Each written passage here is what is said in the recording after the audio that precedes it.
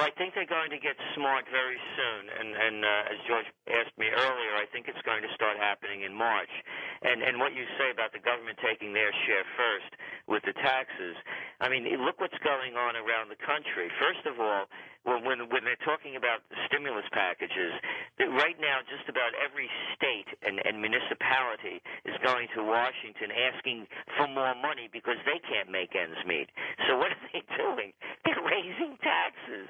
I mean, it's the most absurd thing. And we're all faced with it. Property taxes, school taxes.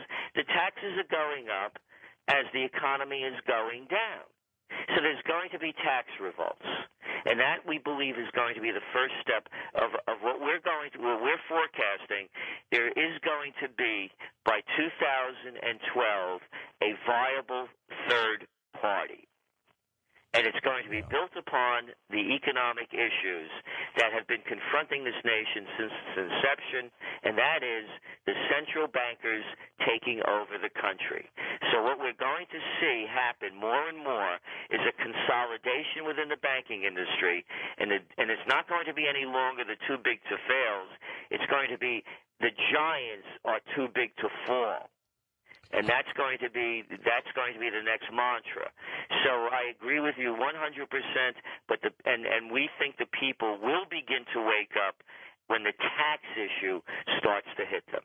How long will you give this administration to attempt to fix things before you get a little uneasy?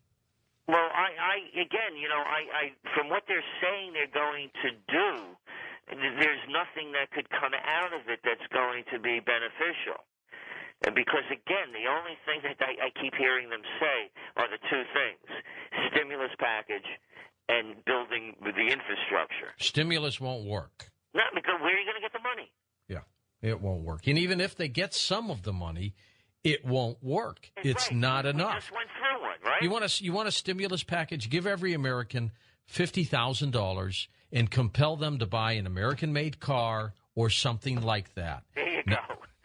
That would work. That would work much better because that's my plan. Yeah, but exactly, because what they're going to do is not going to fix anything. And again, they just keep doing this over and over. It's as though they become beholden by their failures. Remember they told us, George, that we had to have that $700 billion, the whole economy was in jeopardy, and if we didn't get it right away? Well, and then they went after $600 billion more for other mortgages that I thought that they had already taken care of when they were bailing out Fannie and Freddie. Exactly. And then, by the way, they're giving most of this money over to foreign lenders, the banks, who've been screaming bloody murder. And what's this, Gerald, about bonuses from the bailout money to some of these investment banks? I know. And look at who they're bringing in to distribute the bailout money. People from Goldman Sachs. As I said, they're robbing us blind. They're not even pulling the rabbit out of the hat. They're not using the hat anymore. Lexington, Kentucky. Bill, go ahead. You're on with us, Bill.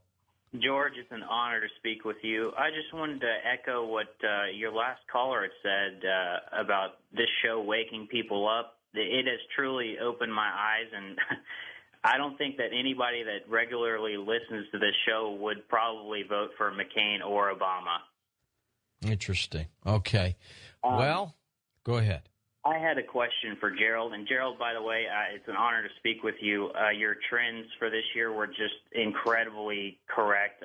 It's just amazing. I wanted to ask you, sir, where you thought oil prices and gold prices were going in the next year, and if you thought that both of these were controlled and possibly being suppressed right now. Well, thank you for your compliment. And let me first talk about gold. Just so you know, I'm heavily invested in gold. I'm a believer in gold. We don't give investment advice, but I'll tell you what I'm doing. And I got burnt in this last market downturn, because I like to speculate as well, besides having possession. And I have most of my assets in gold and for possession, but I like to play and gamble a little bit as well. I believe that right now gold prices are being suppressed. And when you read information, go on any of the websites of the major coin dealers, they're all talking about a lack of supply, and that you're going to have to wait until you get your coins. And this is going on worldwide, and particularly in Europe, where people remember when their currency, particularly in Germany, was worth nothing. Mm-hmm. If there is a run on gold, it will wipe out virtually all of the major commodities as people look to a safe haven. Gold is the biggest fear that the governments have, because people are very weary already. As I said, we expect the first executive orders coming out of the new administration to be aimed at banking, with a real possibility of a bank holiday, in which case they're going to say you're not going to be able to get your money out all at once. There'll be a big flight to gold, so I think gold prices are being artificially suppressed. And what we just saw yesterday, in anticipation of an Obama victory, and the piece I just read off the Bloomberg, was that gold went up to almost $40 yesterday on the news that they're going to create more inflation. So on the oil prices, of course, oil prices are manipulated. There's limited supply in terms of the people that are controlling the spigots. You can identify who they are. And I believe that oil prices, when they hit a certain point, the suppliers of the product are going to lower demand. Lower supply. And if demand goes down. So they're going to try their very best. So it's going to be a war between those who want more money for what they're selling and those that want to pay less. And we'll have to see the way it unfolds. But here's what I would suggest. Watch this winter, and particularly watch Russia, and see how they treat Western Europe from the Ukraine west. But I think Europe gets between 60 and 80% of their natural gas from Russia. See if they don't start turning off the spigots every now and then to keep the price up. Because Russia is still bruised over the Georgia War, which they believe the United States instigated. And from that very day, oil prices started to collapse, and the Russian stock market started to collapse and hasn't stopped since. So they're very angry at America. Let's go to a final caller, Kevin in Harrisburg, Pennsylvania. Go ahead, Kev. Good morning, George. Good morning, Gerald. Hi, Kevin. I have a brief question and a brief comment. The comment is, I was reading a book about the New World Order, and they said, do this experiment.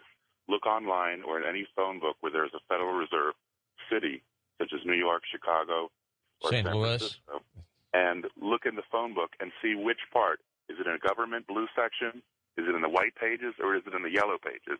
And you'll find that 99.9% of the time, the Federal Reserve offices are in the yellow pages because they're a corporation. They're not a government arm. Now then, with that in tow, do you think Barack Obama is like the Manchurian candidate to bring about the Amero, which I also saw on the Federal Reserve website, if you look it up? 30 seconds, Gerald. Well, yeah, he could well be. And I was a skeptic about the Amero, but I'm becoming less of a skeptic as I see more and more of the consolidation taking place. Absolutely. Gerald, thanks so much for being on the program this hour. And let's see what the future holds, my friend. Gerald Celente. Back in a moment with the prophecies of John Hogue on Coast to Coast AM.